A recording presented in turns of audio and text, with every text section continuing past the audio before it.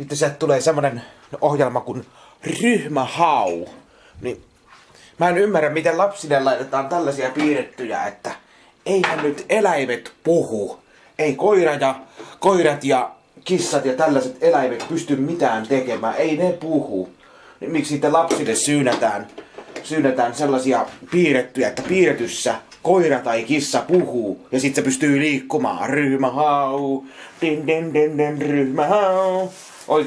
Oikein niin kuin tuodaan sitä esille, että piirretyssä pystyy mitä tahansa tekemään, niin ei se vaan niin mene, että miksi niitä tässä tehdään. Ja sitten kun ne koirat puhuu, niin joku koira lähti ajaa jollain samaneen traktorilla jollakin kauhakuormaajalla yhtäkkiä, että ryhmähau, vedetään tollaan ja niin kun syynätään niin kun, lapsille sellaista niin kun,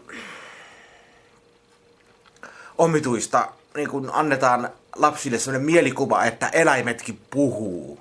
Jos ne jossain piirretyssä puhuu, niin se voi saada semmoisen käsityksen, että eläimet puhuu.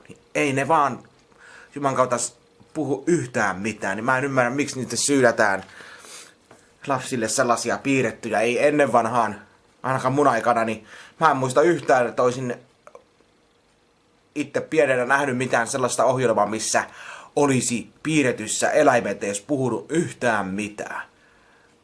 Eikä mitään saikutti ryhmähau, missä eläimet puhuu ja pystyy niinku vaikka ajaa jollain saatanan kauhakuormaajalla.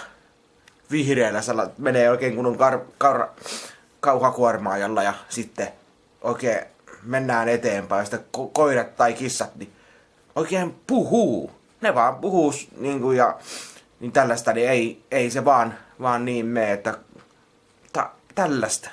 Miettikää itse rauhassa ja